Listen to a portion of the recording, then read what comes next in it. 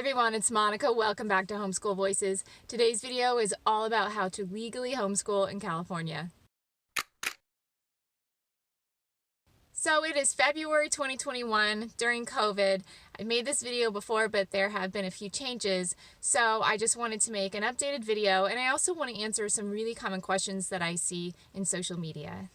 But first, I'm going to start by telling you the most common ways to homeschool in California, and then I will just briefly address a couple other options. The most popular option for homeschooling in California is through the charter schools.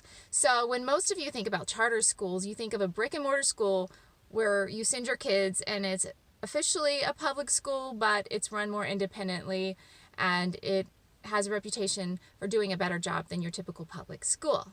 Well, here in California, we have this special thing called a charter homeschool option, and what that is basically you enroll in the charter. My charter gives $2,800 a year per child for elementary and middle school, and I think it's $3,000 a year per child for high school. I have to meet with a teacher once a month, and I have to show 4 samples a month per child for each subject area. And to use the money, I don't just get the money, it's in an account, everything has to be approved, nothing. If there is one mention of God, it's not going to get approved, even if it's not really trying to teach Christianity, still, they're not going to approve it. And that's basically it. You get money, you show the samples. Everyone does it for the money. There are a few people that like feeling like they're being kept on track. And I get that, especially if you're just recently coming out of a public school situation. For me, I don't feel the need to be kept on track, so the meetings could be a nuisance. I do genuinely like the lady that I meet with every month. Our school calls it an EF, our educational facilitator. Other schools have different names. But if I didn't like the person, it really would be a genuine nuisance.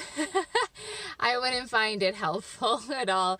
I do find the charter schools, if your kid's a little too advanced, they don't like to approve things that are too advanced in their opinion, even though they don't know your child at all. Or if your kid is too behind, like a year behind maybe, I've heard a lot of feedback from parents who are trying to give their kids a more gentle approach to education and not push them so much and stress them out all the time and make them hate learning. But the charter schools will want your kid to be on grade level. The big question is, will you get into a charter school? And the simple answer is probably not. In California, we had a couple of laws, AB 77 and SB 98, that were passed. They were meant to only last for a year, but I wouldn't be surprised if they were extended. And what they did is they froze funding. The result is with charter schools, everyone wanted to leave the public schools because they didn't like them. And the charter schools didn't have enough funding because their funding was frozen at 2019 levels. So unless you got on a wait list 5-6 months ago, your chances of getting into a charter school now are really low. The good news is that you do not need to get into a charter school. I will link to a video at the end of my video with some suggestions on how to homeschool on the cheap and do a great job. So if you can't get into a charter school, what are you going to do? Well, the good news is that, believe it or not, California is one of the easiest states to homeschool in. It's shocking but true. I think Texas is easier because you don't even have to notify the state and there are no rules whatsoever. But basically the only thing that you have to do if you want to homeschool independently, that means you're not going to go through a charter school, you're not going to go through a private school, which I will discuss in a minute. You're not going to do independent study through your local public school. You just want to do it yourself. You can do that. So there's this form that you have to fill out. Okay, so you fill it out from the 1st through the 15th of October, and that is for that school year. And you just basically you make up a school name and you just answer some questions. It is extremely easy. I have a link in the description for the form, and I also have another link for line-by-line instructions. It is extremely easy. Do not let the unknown hold you back. Don't be afraid of something you're unfamiliar with, I promise you, click on the link, click on the instructions. It is very, very easy.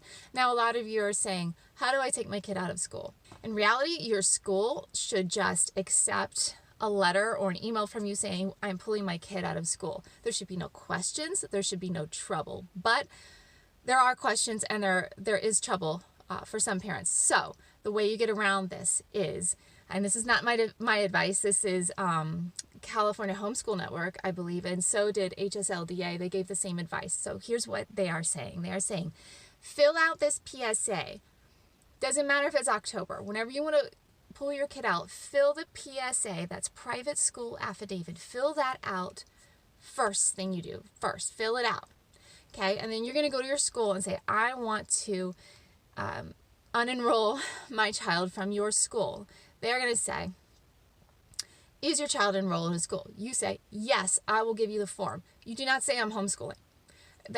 There's a lot of confusion, a lot of lack of knowledge about homeschooling. It's not that they're trying to give you trouble. They just don't really know how it works. So you say, I will send you this form. Or you can say, my child is enrolled in a private school. Because in California, that's how you homeschool independently. You actually enroll. You make your own little private school. That's the private school affidavit. You're filling out a form that makes your own little private school. It's actually very easy. It's not scary, I promise. So you're going to say, yes, they are. And here's the name, because you made up a name. You made up a name. You named your school. I don't mean like in a bad way, but you did. You named your school. And that's that. You don't need to say that you're homeschooling, and better if you don't. It's easier if you don't. You just give them the form and you're done. So if you're watching this video in November, you fill out that form, you take your child out of school, and then come next October, you're going to fill out the form again. So then every subsequent year, you're going to fill out that form somewhere between October 1st and October 15th. That is the window, and that is for that current school year. So I know it's weird because it's way after the school year starts, but sometimes California does things in weird ways, and this is one example. Most of you watching this video are going to do the PSA option. Again, I have the link in the description and the instructions. So I'm going to give you a little more information than the other options because for most of you, this is how you are going to homeschool in California. So requirements, just briefly, there are some requirements, but no one checks on anything. Okay, I'm just going to put that out there right from the beginning. There are requirements, but no one checks anything. Okay. Here's the requirements, okay? You have to have, you have to keep records. It's really vague. What does that mean? I don't know. I don't think anyone really knows what that means. So, but keep records. I would keep some samples of your child's work. Not everything, but like my charter school, I give them one sample in each subject area a month. So if you're keeping more than that, you're probably golden. The next thing is you have to keep a record of attendance.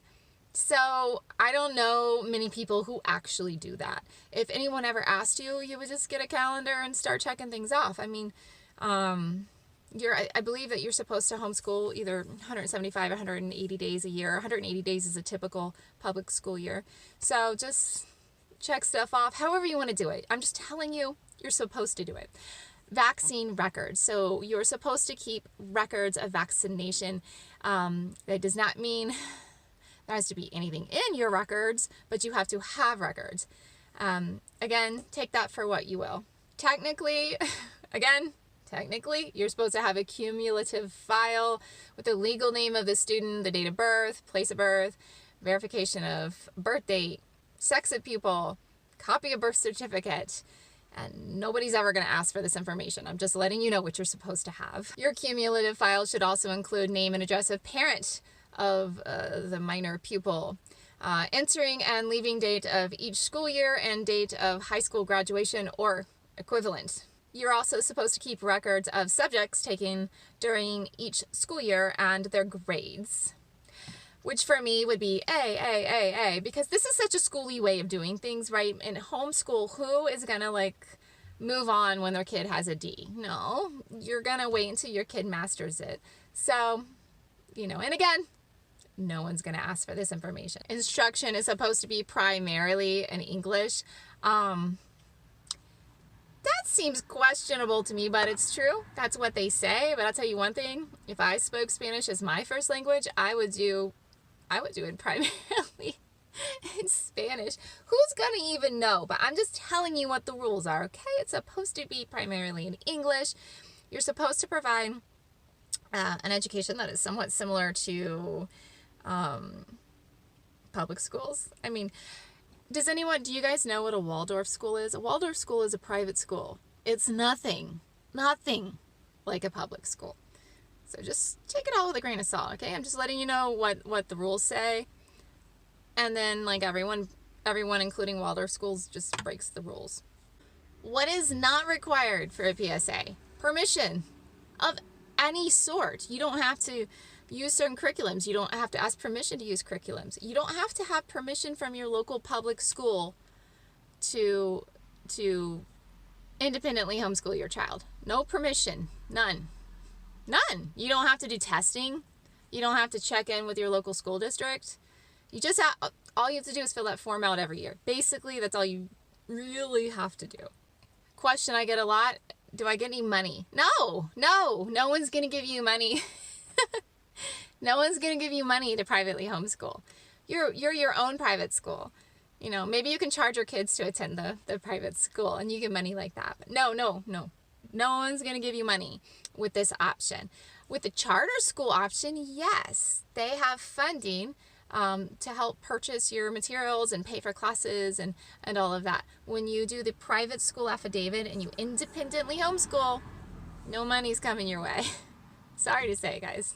I highly recommend this option. I'm going to talk about a couple of other options. This is the best option because a lot of people say, oh, I like the structure that some of the other options give, but they also give a lot of stress. In my opinion, just even for 1 year, I think it's better to use the private school affidavit because you can figure things out on your own and there's just a lot less stress. And I promise you're not going to mess your kids up. I promise. It's okay. Just do your best and that's actually going to work out to be pretty good. The next option is private schools. So you might say, I can't put my kid in a private school. I want to homeschool. No.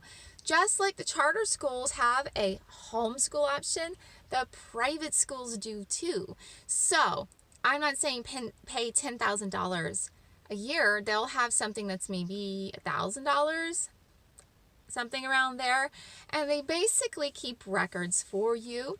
And then they're all different. So some might have curriculum requirements. Some might not. Some might have classes 1 day a week. Some might not. But the definite thing that they all do is they keep your records. So that is something that a lot of people like, especially as their kids get older into the high school years. So I just want to make it clear, though, that if you homeschool independently with a PSA, lots of kids get into college and they have very unconventional educations and they do great in life. You don't need these records, but some people feel better about it and they like to do it that way. So I think that is the big motivation and the big reason why people do this.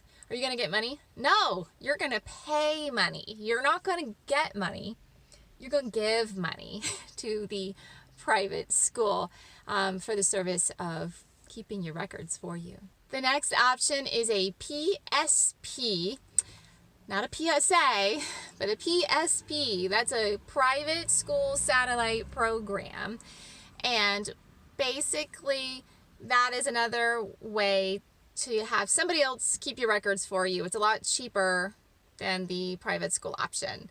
So, you know how I told you you can file a PSA and you kind of make your own little private school and that's how you independently homeschool in California? Well, if you're just really intimidated by that, you can have somebody else do it and then you can enroll in their little private school and they basically keep records for you. And sometimes they offer perks like curriculum packages or classes here and there, but mostly it's for keeping records and it's going to run you between $300 and $500 a year per child.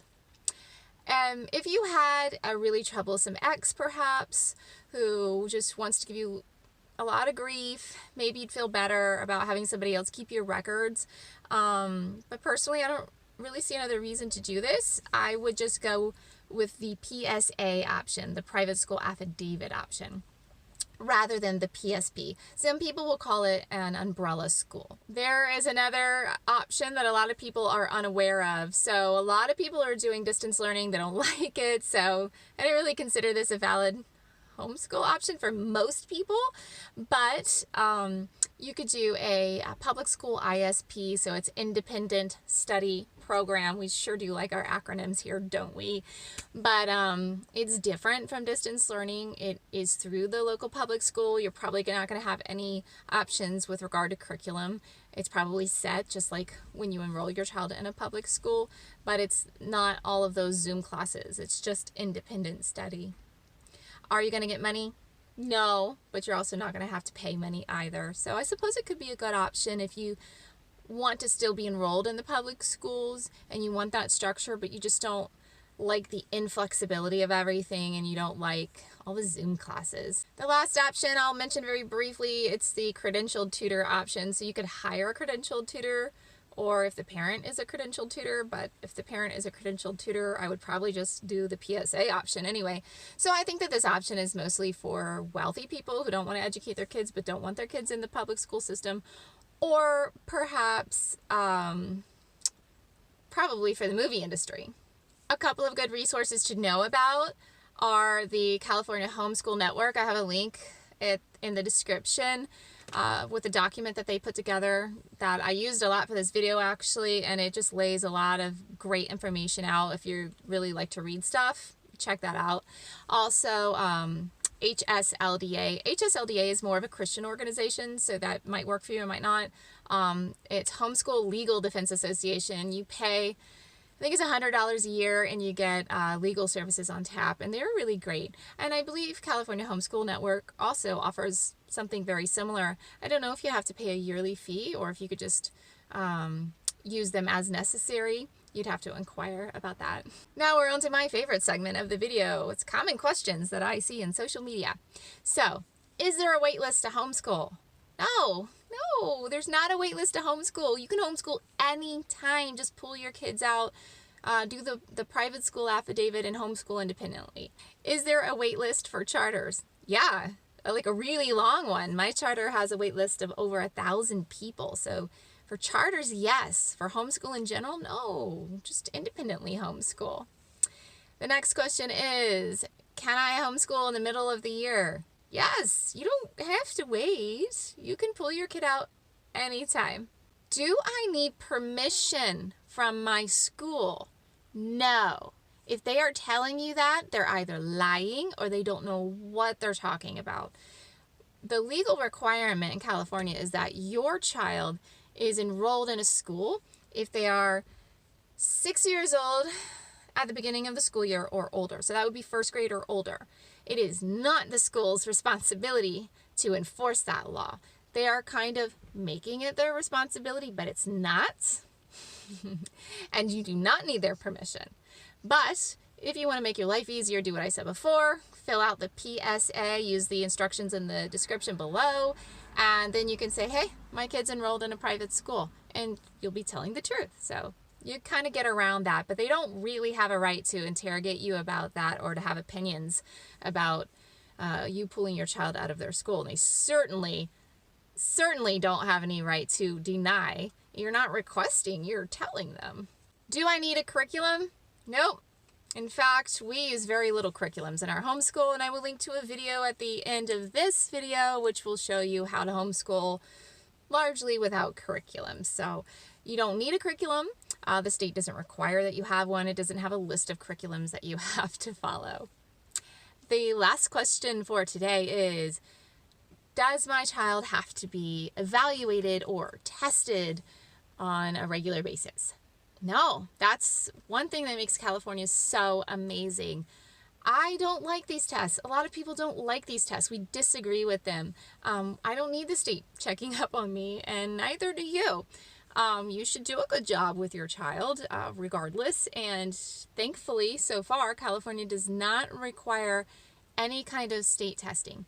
If you are enrolled in a charter school, they will want you to do state testing. They will pressure you. They will guilt you. You can still say no. You have a legal right in California to say no if you really don't want to do it, just so you know. And if you do the independent option, no one's even going to ask you or suggest that you do a test. I hope this video was really helpful, guys. If I missed anything, please tell me in the comments below. If you have any more questions, tell me in the comments below. If you like this video, please click thumbs up. If you want to see more videos like this, please click subscribe and the notification bell next to it. In the meantime, happy homeschooling and have a great day.